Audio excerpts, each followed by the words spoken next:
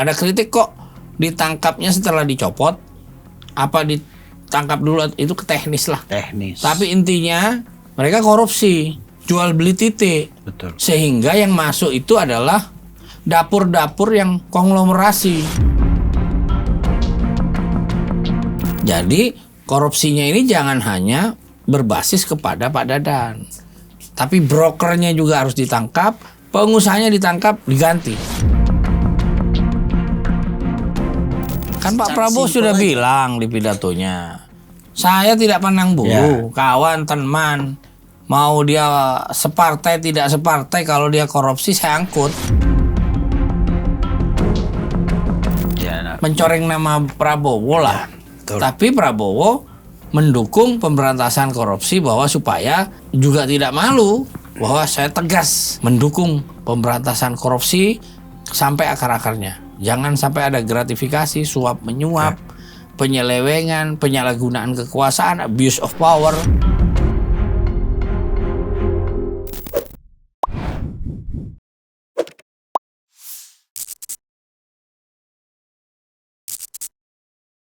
Kita tadi mau bahas, saya terprovokasi ketika kalau sebut Pak Jokowi di sini, kayak saya cepat ini terpengaruh gitu, karena saya termasuk pengagum Pak Jokowi sebenarnya. Siap. Oke, tapi tadi sebenarnya kita mau ngobrol tentang bagaimana Gus melihat peristiwa hukum yang sekarang dialami menimpa Pak Dadan Hindayani. Ya, Pak Prabowo itu dalam menyusun kabinet profesional, tapi dia full delegation juga. Iya, sama kayak Pak Jokowi. Pak Jokowi. Ya. Dia kasih mandat, tapi begitu Anda melenceng, saya tarik 100%. Kenapa? Karena Pak Prabowo lurus dalam masalah terutama BGN itu kan PSN, Pak, program strategis nasional. Masuk dalam visi misi Astacita dan kok malah terganggu. Ya, mungkin awalnya Pak Prabowo masih mendengar. Mungkin dapat masukan dari KPK. Yeah. Ya sudahlah, mau ada kritik kok ditangkapnya setelah dicopot. Apa ditangkap dulu itu teknis lah. Teknis. Tapi intinya mereka korupsi, jual beli titik. Betul. Sehingga yang masuk itu adalah dapur-dapur yang konglomerasi, pemodal besar. Terafiliasi dengan ya pemodal besar lah. Kalau pemodal kecil atau ada orang pemodal lokal terpaksa membayar. Betul. Karena pengen dapat sesuatu. Kasihan kan dia harus dipotong 300 rupiah per piring. Harus setor bayar titik. Kasihan sebenarnya. Mereka masih ngutang ke bank. Demi dapat pekerjaan. Bangun dapur aja 2M. Iya. Ya, kan? Kalau rehab dia 700 lah. Ya, kalau bangun dari 0 2M. Iya. Dan itu belum untung, Pak. Sebenarnya pengusaha itu pahlawan itu mereka. Kok malah mereka itu diperas, dipaksa. Saya tidak menyalahkan pengusahanya lah kalau harus membayar. Itu terpaksa, Pak. Udah ditodong. Mereka itu korban sebenarnya. Para pengusaha harus bayar itu. Korban banyak mereka. Iya, korbannya elit. Korban caci makian masyarakat juga yang menganggap ini kok harusnya dapat porsi ini tapi ya pasti kan mengurangi, Pak. Iya, namanya itu orang, jadi konsekuensi. Akhirnya mereka harus melakukan misalnya itu, kan? 10.000, 5.000 kan untuk manajemennya yayasan, 10.000 makanannya. Ketika dikurangi aja 1.000, ya beda lah takarannya, kualitasnya. Maka itu perlu diawasi. Saya tapi itu kan nggak banyak. Tapi katakanlah dari 20.000 dapur atau 30.000 yang bermain jual beli titik 1.000 atau 2.000. Tapi ini akhirnya merusak, mencoreng nama Prabowo. Sehingga di medsos, di sosmed, diserang habis-habisan. di YouTube diserang habis-habisan. Nah, ini Pak Prabowo evaluasi supaya tidak ada kritik-kritik lagi. Ya kritiknya muncul SPPG, Satuan Penjilat Prabowo Gibran. Ya gak apa-apa lah, itu kritik. Kita gak usah reaksioner gitu loh. Namanya koreksi boleh aja dari rakyat. MBG. Iya. Mau Prabowo dibilang apalah itu ya Pak Prabowo tokoh demokratis lah. Dia walaupun militer. Kalau cuma mau nangkap TGO itu dia tinggal penjet aja. Tapi enggak, Pak Prabowo demokratis ya, silahkan lo bersuara. Lihat aja nanti ya program saya berhasil apa enggak. Yang menilai itu rakyat. Lihat saja pertumbuhan ekonomi saya sudah bagus. Lihat saja program-program kerakyatan saya. Lihat aja program Astacita, pencegahan penyakit menular, TBC, HIV/AIDS, polio dan lain-lain. Posyandu, lihat program saya perumahan rakyat, lihat saya penciptaan lapangan kerja. Lihat saja program saya di MBG, Koperasi Desa, Nampung Nelayan. Ya kalian malah bagus oposisi itu ngeritik. Kan membuka diri. Yeah. Kalau saya anggap keberhasilan Pak Prabowo salah satunya adalah transparansi, akuntabilitas, dan membuka ruang demokrasi kebebasan berpendapat. Jadi kalau orang bilang anti kritik, mengarah ke militerisme itu beda. Enggak lah. Pak Prabowo itu militer yang sipil, Pak. Kita balik ke Dadan, Bang.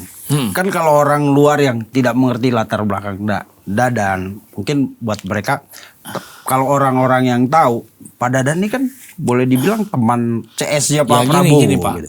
Kekuasaan itu kan ada dua. Seperti di pinggir jurang. Yeah. Bisa menjadi dia prestisnya naik, portofolionya juga bagus, pride lah, kebanggaan. Yeah. Bisa saja karena dia disusuri orang tetangga, teman, nyogok, satu kali nggak mau, harus kuat Pak bentengnya. Orang ketika kita jadi direksi BUMN atau menjadi komisaris, pasti yang datang banyak, minta tolong. Tapi kita harus kuat. Bahkan ada yang mau ngasih duit misalnya. Itu biasa dalam kekuasaan. Tolong dong anakku mau kerja, tolong dong kan. Aduh, Indonesia kan kita harus kuat bentengnya.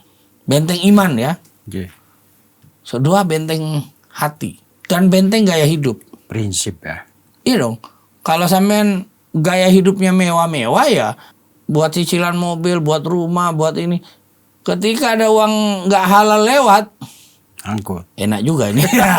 Nah, itu harus sudah hidup sederhana. Tapi nggak tahu kalau dibuat penelitian berapa persen ya Gus. Ya, cuma kita lihat kayak ada semacam. Sebenarnya dia orang baik Pak Dadan, iya. Tapi salah langkah. Nah itu yang tadi pagi jadi pertanyaannya Pak Dahlan Iskan. Aku sekarang rajin nonton video-videonya Pak Dahlan. Menurut dia gini, kita jangan buru-buru menghakimi dulu. Coba tanyakan secara kritis. Kita lihat ini orang baik yang tapi kemudian jadi jahat karena ada orang lain atau memang orang ini jahat. Kalau menurut Gus, ya ini orang baik tapi salah jalan lingkungannya. Yeah. Maka dia tidak memfilter.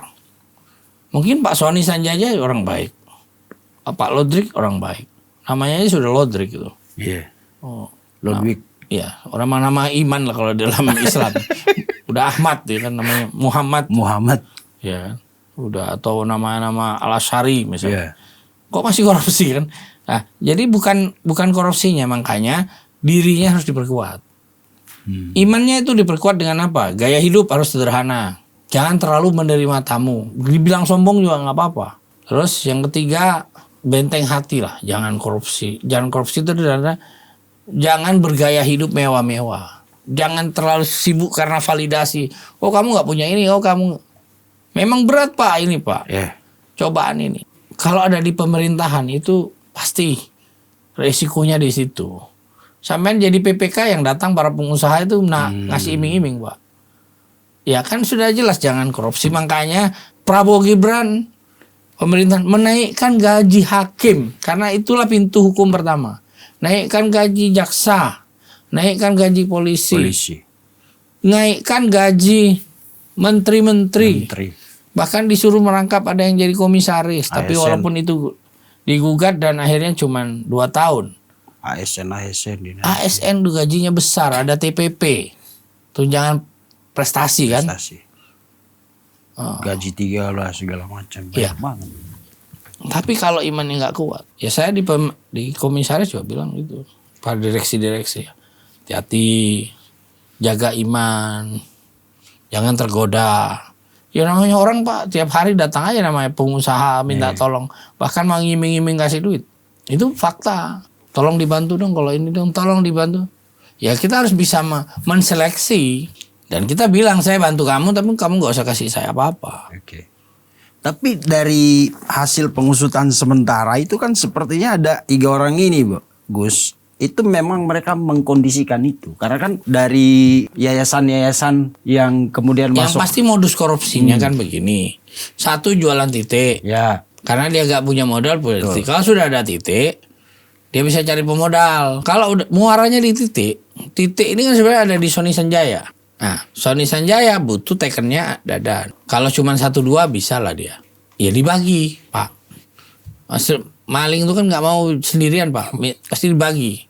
Pak Dadan nih, tolong.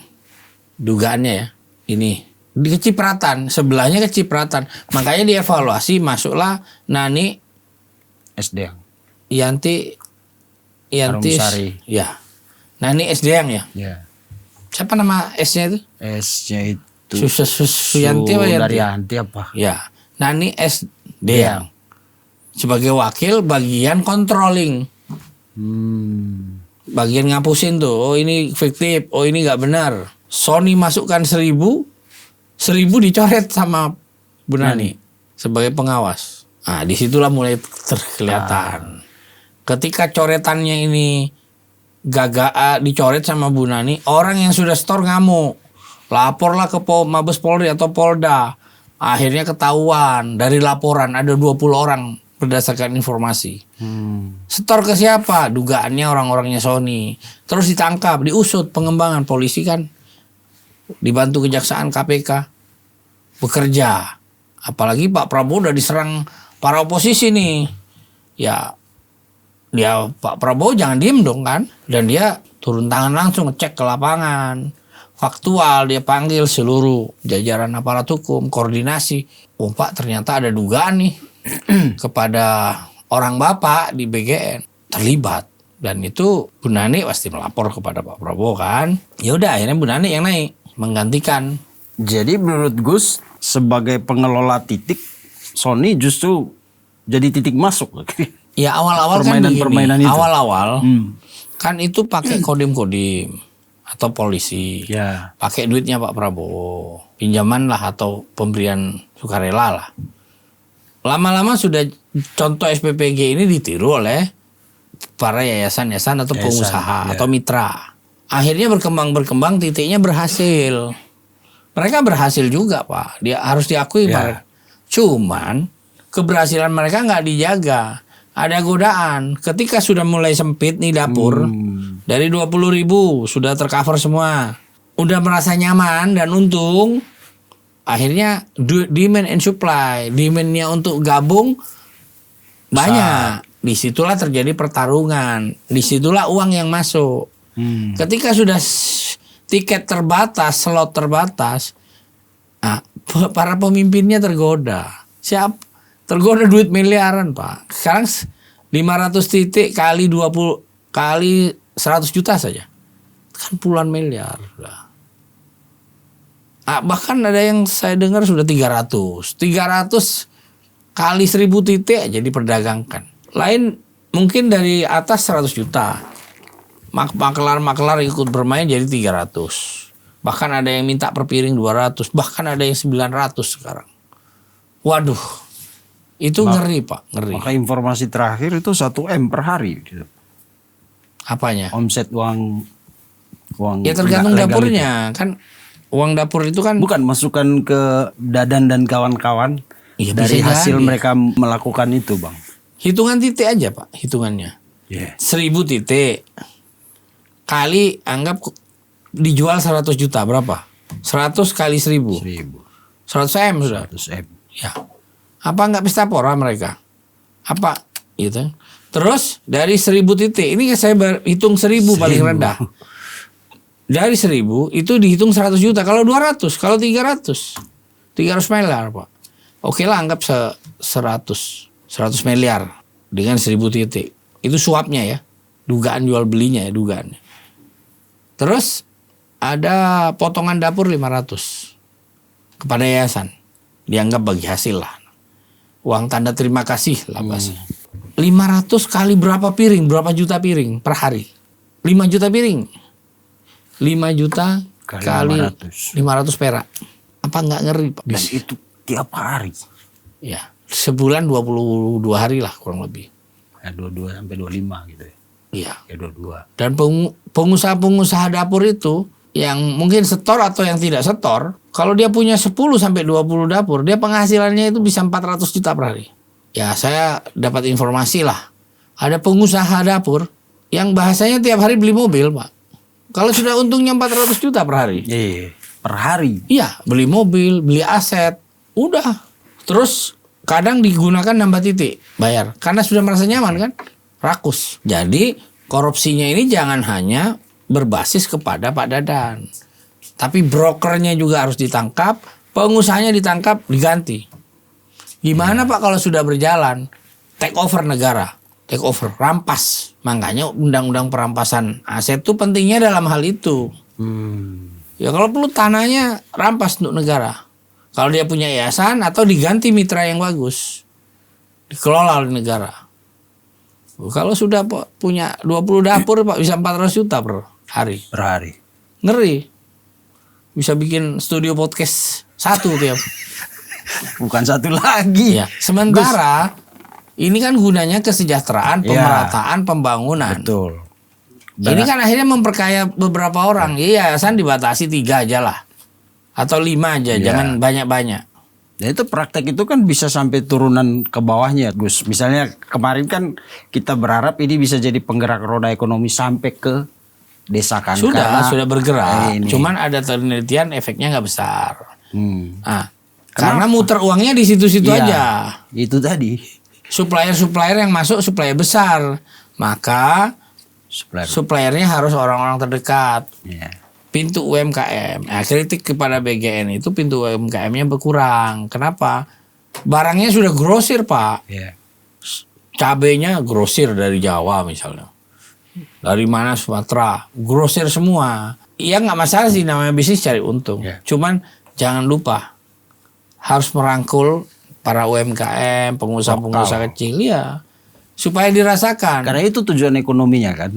Iya itu penggerak dan itu sudah berhasil. Kalau sistem grosir tadi yang ini mati dong. Cuman bocor. Cuman masih bocor kan.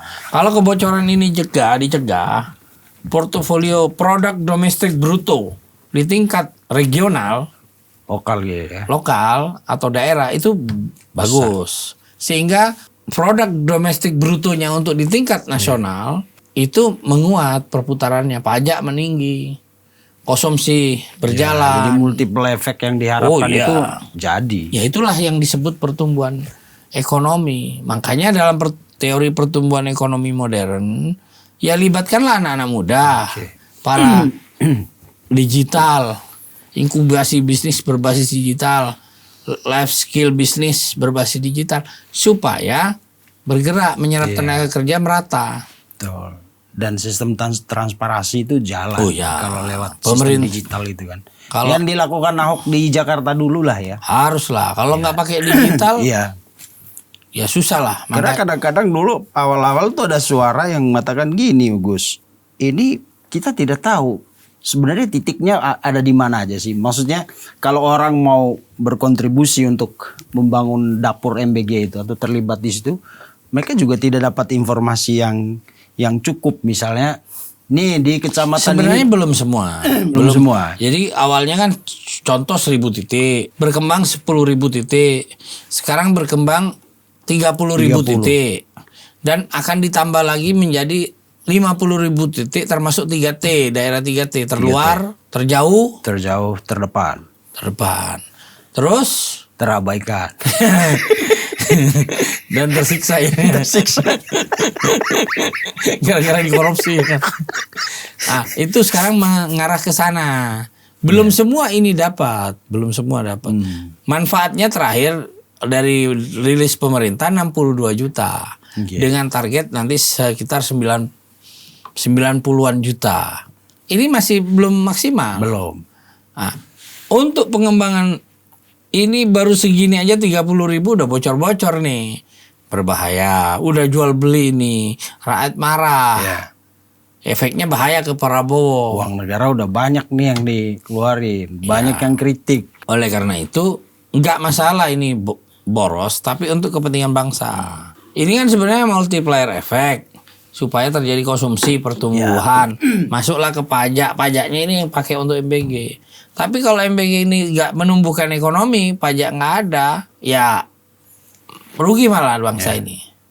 Nah, kalau para ekonom mengkritik itu karena MBG itu tidak menciptakan pertumbuhan ekonomi. Maka harus dihapus, malah merugikan. Ternyata sumpalannya tadi ada di sana, sumbatannya. Ya, kritik itu kan tidak apa-apa namanya kritik. Ada juga kritik yang titipan asing supaya anggaran ini hanya bisa untuk bayar hutang, supaya untuk kepentingan perputaran ekonomi atas. Karena ini hanya muter di bawah. Nah, Prabowo mau ekonomi yang seimbang antara ekonomi kerakyatan mikro dengan ekonomi makro. Jadi Pak Prabowo banyak diserang oleh orang-orang asing, neoliberalisme, kapitalisme asing yang menggunakan para influencer, mahasiswa, dosen-dosen untuk menyerang pemerintah. Mereka nggak ideologis, bayar kritiknya nggak ideologis. Tapi kalau memang dia kritik bener, evaluatif terhadap, nggak masalah. Dan itu pemerintah terbuka untuk diskusi. Dan harapan kita adalah ini langkah terbaik lah. Prabowo pecat mereka, KPK udah tangkap mereka. Dan banyak pujian, maksudnya banyak orang mengapresiasi itu. Terutama karena melihat kedekatan Prabowo dengan Pak Dadan kan. Ya nggak masalah, kedekatan itu kan personal. Ya maksudnya kadang-kadang kan orang merasa, orang kita kan berpikir gini, hebat banget dia bisa mecat temannya sendiri kan. Kan Pak Prabowo sudah bilang di pidatonya, saya tidak pandang bulu, kawan, teman, mau dia separtai tidak separtai, kalau dia korupsi saya angkut. Saya perintahkan kejaksaan, perintahkan KPK, kepolisian, tangkap aja. Terakhir dia support banget Kejaksaan Agung. Apa yang lu butuhin, gue kasih. Iya. Ya kalau dia namanya korupsi itu karena sesuatu yang nggak sengaja, oknum, mungkin masih diamankan nih, aman Pak Dadan. Ini kan sudah terstruktur, masif. Dan terkondisikan. Iya. Kalau lihat kalau terus kita hitung baru 1.000 dapur dengan 100 juta. Iya. Udah ratusan M. Kalau bagaimana kalau 50% dari 30.000 yang dijual? 15.000 dapur kali 100 juta per titik. Itu kalau 100 juta. Anjay. Kan kadang-kadang tergantung. Ya, udah Kak. Ya. Itulah, makanya kekuasaan itu harus dipantau. Betul. Tapi ironis juga Bang, tadi aku baca ternyata Pak Dadan itu udah 2 kali dapat penghargaan dari Pak Prabowo ya. Iya, penghargaan termasuk Bintang Mahaputra. Kan itu penghargaan tertinggi loh. Ya kan nanti bisa dicabut. Kan ini contoh ya. Berarti kalau dikasih kepercayaan lu harus bisa menjaga. Ini persoalan mental juga ya Bang ya. Kalau lu nggak bisa menjaga, ya siapapun lah.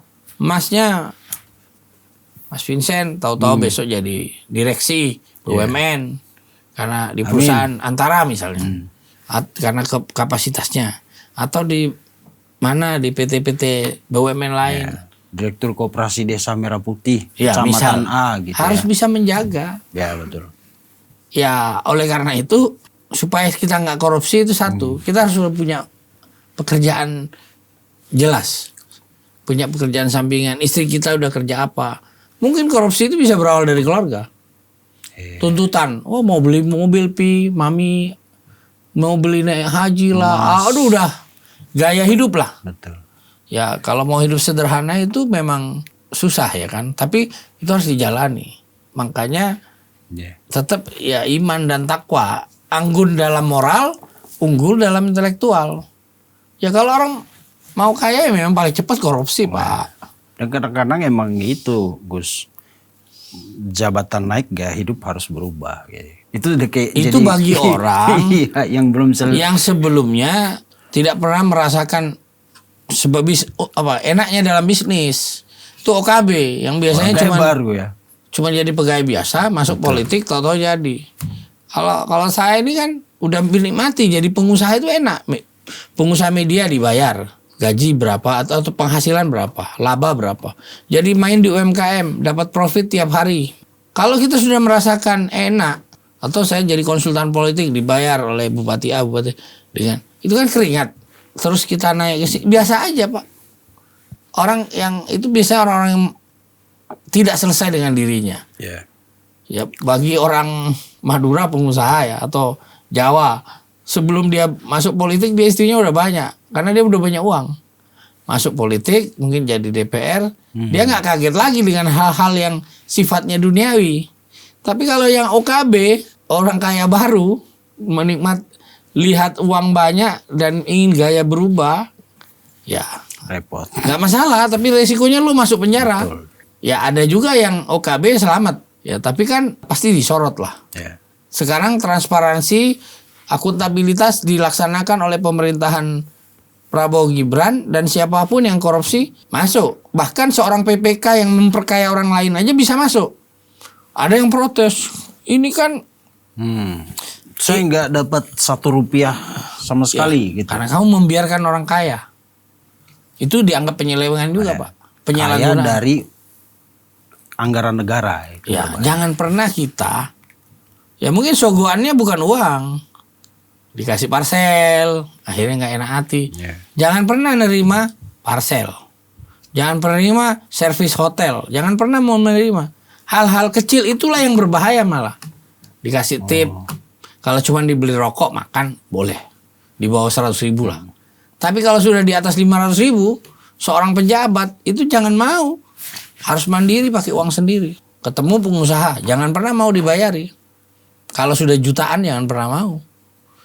Ya memang dibayar. Dari situ masuknya. Pintu masuknya di situ. Wah, baik ini orang. Baik. Baik banget. Oke lah, saya tidak mau uangnya, tapi servisnya diterima. Akhirnya dia apa? Membuat orang lain gak enak ini. Udahlah, saya bantulah. Akhirnya tahapan administrasi yang harusnya dilalui tidak dilalui oleh PPK, oleh pejabat pembuat komitmen. Maka diaudit sama BPK, terjadilah kebocoran-kebocoran. Siapa yang membalikan? Pengusaha. Siapa PPK-nya? Akhirnya dua kena. Pengusahanya harus masuk, itu. Walaupun dia tidak terima uang, Pak. Tapi audit BPK-nya atau BPKP mengatakan ada kerugian negara. Mau apa sampean? Iya kan? Pak Vincent tahu-tahu dapat proyek dari pemerintah. Kita nggak dapat apa-apa. Misalnya Indigo dapat proyek yang dikatakan homeless, media media misalnya. kan tetap harus dipertanggungjawabkan itu. Diaudit sama BPK. Ternyata ada, berdasarkan audit, ada kerugian negara. Nggak banyak deh, 1 M. Kan harus dikembalikan. Kalau nggak masuk penjara. Ngeri kan? Bahaya. Makanya harus hati-hati dalam berurusan dengan pemerintah. Tapi kita nggak usah takut selama kita benar. Betul. Tinggal modal HPP kita berapa, keuntungan berapa. Kedua, jangan para pejabat itu mungkin tidak terima uang, tapi di servis hotelnya saya bayari, fasilitas, Pak. Ongkos haji saya kasih, Pak. Akomodasi segala macam gitu. Waduh. Maka kalau saya nih pengusaha nggak punya duit, jual barang aja. Ngapain dibayarin orang? Dan nanti duitnya muter, barangnya bisa balik lagi, beli lagi. Jual motor dulu satu. Tergantung cara berpikir, prinsip hidup. Seperti Gus bilang, harus unggul secara moral. Anggun dalam moral. Unggul secara intelektual, dalam intelektual. Enggak, saya nggak munafik ya. Saya sebagai komisaris, saya nggak sebut di perusahaan mana. Itu banyak yang nawari, tapi saya nggak pernah mau. Dibayari aja saya jarang-jarang mau oleh temannya. Saya lihat dulu ini 100.000 apa enggak. Kalau udah di atas 100.000 saya nggak mau. Saya bayar sendiri aja. Atau janjian saya pesan dulu. Setelah itu dia pesan sendiri. Dan kesadaran itu harus dibawa kemana-mana kalau sudah jadi pejabat itu ya. Nggak bisa, saya lupa bayar. Bisa ya. Akhirnya kan gini. Kalau kita tidak mau bayari, ya kita pesan dulu sendiri. Biar teman kita, pengusahanya bayar sendiri. Boleh kan, bergaul boleh, siapa tahu. Tapi kita harus jaga diri. Ya kan? Misalnya saya bikin acara ulang tahun, ya bayar sendirilah. Gak mau saya dibayari orang. Karena takut terjadi dianggap gratifikasi. Ya kesadaran itu sudah saya bangun lama, Pak. Karena berbahaya itu kalau enak jadi mandiri deh. Makanya pilihan saya adalah pengusaha, bisnis independen, bisnis media. Kan enak, saya ini agak bukan sombong ya. Sedikit off the record aja. Ya boleh di luar juga boleh. Saya nulis tuh dari dibayar 100.000 sampai 100 juta pernah, Pak. Bahkan pernah dibayar 400 juta. Nulis, seorang profesional. Nulis 1 berita, 2 berita. Apa sih penulis sih? Capeknya kan cuma mikir aja nulis. Dari 100.000 order sampai ratusan juta. Ya Saya jadi subkonnya BPS Online. Saya nggak mau kalau main kon, takut juga. Subkon aja. Subkon kan profesional. Ya. Dan subkon nggak bisa dijerat secara hukum. Misalnya saya dapat job, saya hitung dulu HPP-nya. Untungnya berapa? Saya nggak mau ambil untung terlalu banyak juga. Kalau diaudit sama BPK, bahaya Pak.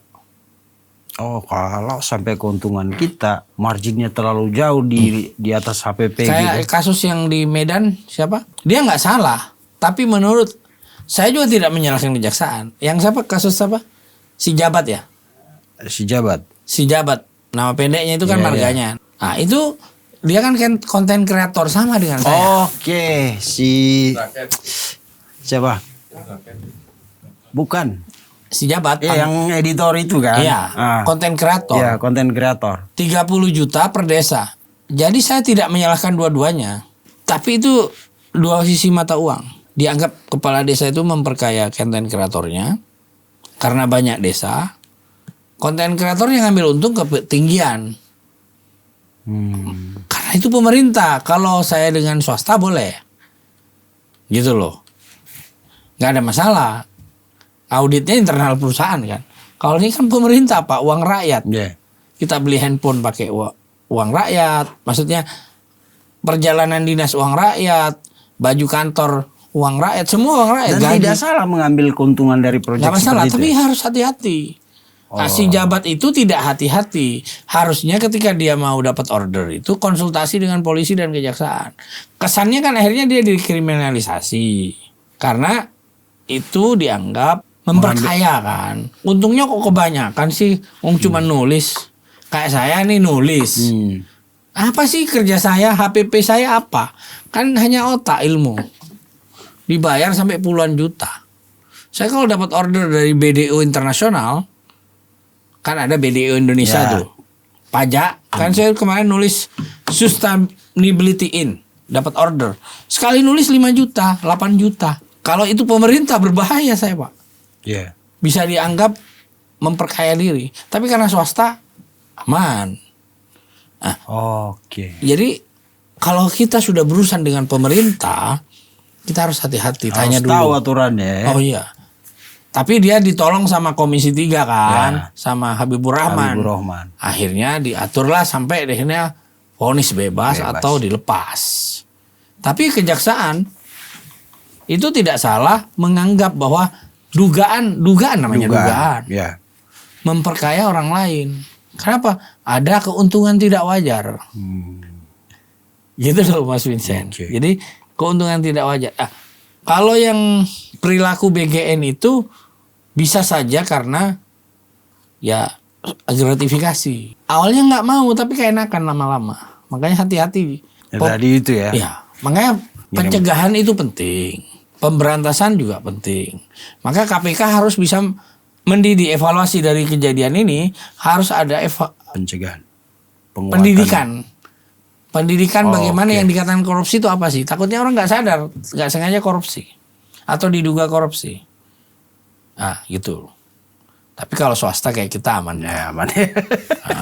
Tapi kalau sekelas Pak Dadan kayaknya paham dia, Bang. Ya kan, maksudnya untuk dia tidak bisa membedakan ini penyimpangan atau bukan, rasa-rasanya. Ya sih, orang kalau silau Pak. Silau. Awalnya kita baik. Silau sudah uang banyak, jabatan udah di depan, mobil udah pakai negara dikawal forader. Silau lupa Pak. Seolah-olah dunia ini milik kita. Betul. Sama seperti orang jatuh cinta Pak. Padahal banyak peringatan ke dia kan. Kritik yang sangat keras itu loh. Mestinya dia lebih hati-hati kan. Ya, harusnya menurut kita. Saya dulu pernah jadi bendahara senat fakultas universitas, tingkatnya tinggi di Universitas Wijayakusuma. Di situ dapat anggaran, bisa bikin acara, bikin ini. Merangkap ketua 1 bidang organisasi, bikin buat pelatihan kaderisasi kan. Di situ dapat anggaran saya. Begitu saya nggak menjabat, ya alhamdulillah aman lah, nggak ada. Begitu nggak menjabat itu memang beda. Pada saat kita menjabat, saya tidak menjabat. Apa ya? Mengalami sedikit sindrom. Itu pejabat di kampus ya. Di situ saya belajar. Ternyata sindrom ini ya, kata saya begitu. Kayak di perusahaan lah, biasa kita jadi bos.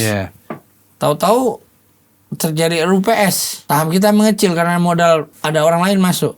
Saham mengecil ya, kita nggak merintah, tetap dapat keuntungan. Tapi kan, kok gua nggak ngatur ya? Gua nggak bisa mengendalikan. Nah, itu harus sadar. Kalau enggak, sama seperti itu. Kalau enggak ya, sama seperti dapat kekuasaan.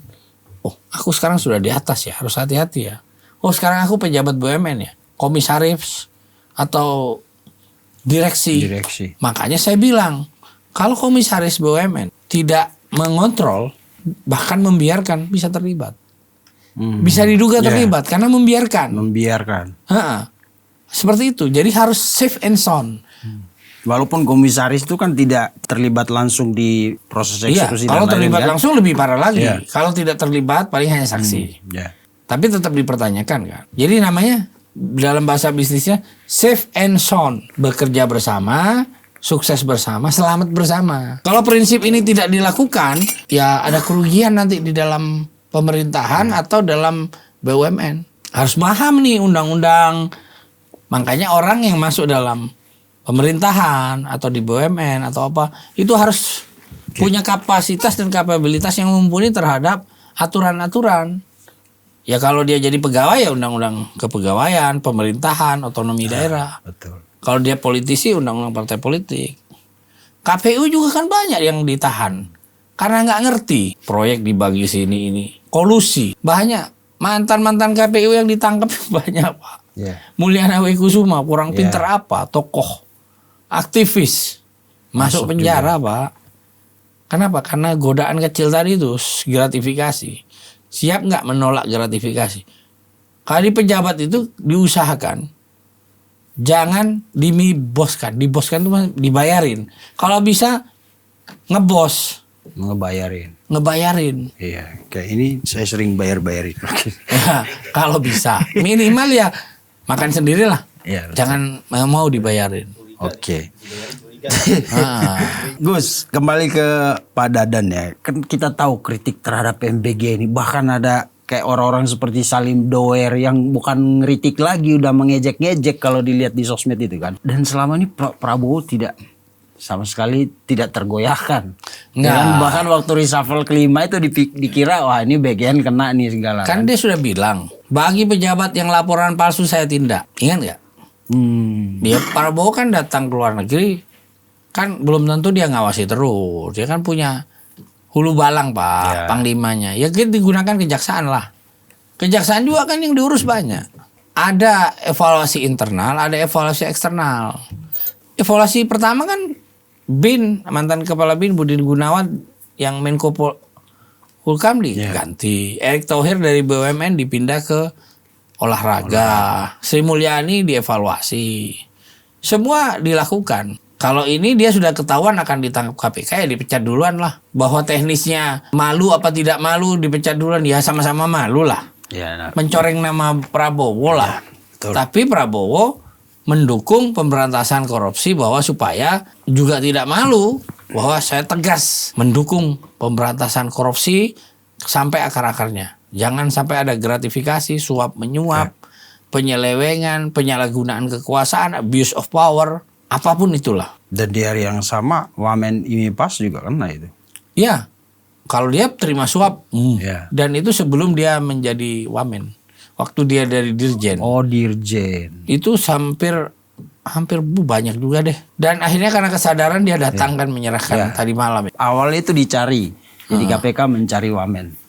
Silmi itu. Tadi malam menyerahkan mungkin diri. dia lagi, dugaan saya mungkin konsolidasi dulu duitnya disimpan di mana kan banyak maling. Akhirnya menyerahkan diri. Bisa jadi ya. Ya, makanya saya mendukung undang-undang perampasan aset. Ini Prabowo punya tugas nih. Kan sudah masuk di balik Bob Hasan tuh. Nah, saya sebagai relawan dan aktivis 98 yang tergabung juga di Resolution Network. Resolution Network Di bawah pimpinan Haris Rusli Moti, Bang Moti, kakanda saya. Ya udah, saya mendukung juga secara pribadi. Untuk undang-undang perampasan aset dikejar. Dan organisasinya Bang Moti ini yang termasuk yang sangat keras mendorong Pak Prabowo ya untuk kita kontrol juga, kontrol sosial, kontrol sistem dan membelejeti. Betul. Dan mengontrol juga karena banyak juga yang beberapa yang jadi komisaris kan. Jadi mengontrol juga dari dalam. Bagian dari pemerintah. Ada yang jadi dirjen, ada yang wamen juga di aktivis di situ. 98 kan banyak. Iya. Ya itu seleksi alam Pak. Tapi tujuannya adalah evaluasi diri dan menuju kebangkitan Prabowo Gibran itu yang baik. Baik sisi internal maupun eksternal. Jadi Pak Prabowo ini sudah menjanjikan, sudah bilang, hei maling-maling, tobatlah saya ampuni. Serahkan uangmu pada kita. Nggak mau dengerin ya Reza Halid, minyak itu, Wilmar. CPO itu CPO, sita semua asetnya. Karena udah Pak Prabowo sudah pendekatan hati. Ayo. Maka sekarang Danantara, ini agak melenceng dikit. Dibuatlah ada DSI. Supaya ekspornya itu ketahuan. Selama ini kan fiktif. Bocor ya. Ekspor misalnya 1 juta. 100 lah, taruh 100. Ya 100 gitu ya. 100 ton misalnya. 100 ton. Minyak. Di laporannya 100 tapi sebenarnya yang dikirim 1000. 1000 ton. 1000 ton. Sehingga pajaknya cuma bayar 100. Los pajaknya. Nah, di sana dijual baru ke luar negeri pakai perusahaan rente lain. Perusahaan cangkang. Jadi pajaknya hanya bayar segini. Nah, di sini ada bebas atau keringanan pajak. Begitu uang masuk dari Eropa, dari luar negeri ya, dari uangnya masuk, yang masuk disimpan di Singapura itu. 900 tonnya ini, 100 tonnya masuk ke Indonesia. Nah, rugi kan kita. Pak Prabowo udah ngecek lewat Pak Purbaya. Oh, ini banyak pemain ekspor bohong ini, maling. Bocornya sampai 15 triliun. Ya gimana? Ekspor 1000, lapor 100. 1000 ton, setornya 100. Bocornya 90%. Ya, variatif lah bocornya. Jadi selama ini dibohongi para konglomerat. Nah, transfer pricing itu yang di sini dibilang 70, ternyata 100 gitu ya. Iya, nampung di sini. Itu kalau kayak gitu masih lumayan. Ini ada yang sampai 90%, Pak. Itulah gunanya penataan dari hulu ke hilir tentang pemberantasan korupsi, tentang reformasi aparatur pemerintah. Kalau dulu mungkin dibiarkan karena apa? Sahabat, teman. Dan ini yang jadi jawaban pertanyaan ironis kita selama ini kan. Kita ini negara dengan kekayaan sumber daya alam yang sangat luar biasa, tapi nggak sejahtera. Yang saya nggak usah jauh-jauh ke Papua lah ya. Papua. Saya orang Sumeneb ya. Betul. Sumeneb itu ada gas dan minyaknya di Pulau Kangean, Kabupaten Sumeneb nih. Saya nggak bicara Madura ya. Pamekasan itu ada Medco, ada Santos, Bangkalan, Sampang. Itu banyak gas-gas semua, pipa-pipa lewat sana. Ada eksplorasi minyak dan gas. Kenapa Madura nggak sejahtera? Nggak sejahtera. Ya karena dikirim ke pemerintahan pusat, baru dibagi dalam DAU, dana alokasi khusus, baru dana hasil migas, bagi hasil migas. Andai Madura jadi negara, udah kaya tuh Pak. Atau Papua. Ya, atau Papua. Kalimantan. Iya. Nah sekarang pertanyaannya, gimana supaya nggak bocor? Tata kelola perminyakan, tata kelola pajak, tata kelola dana bagi hasil migas itu harus proporsional. Kenapa? Sumeneb ini masih miskin, masih Pamekasan, Bangkalan, masih ada kemiskinan di angka BPS itu. Padahal penghasil gas terbesar di Indonesia lah, salah satu terbesar. Dikirim ke Gresik, jadilah pupuk. Dikirim ke Bali, jadilah apa misalnya listrik. Dikirim ke Cina, dikirim lihat pipa-pipa itu. Terus kita nggak menikmati. Iya kan? Nanti efek kebocoran gas baru dapat gitu ya. Jadi begitu rusak karena ada kebocoran atau di sana ada eksplorasi, maka rusaklah terumbu karang dan lain-lain. Masyarakat nelayan tidak bisa. Nah, ini perlu dievaluasi juga. Ekspor gasnya dan segala macamnya ini kan ekspornya lewat bawah tanah, kita nggak tahu Pak. Ini Prabowo juga perlu masuk ini. Saya mewakili rakyat Madura, Sumeneb khususnya. Sampai sekarang anak saya aja belum ada dapat mau kuliah, ada beasiswa bayar sendiri saya. Bayar sekolah. Padahal kita kaya. Kabupaten kita Sumeneb tuh kaya. Kenapa ini? Karena salah kelola.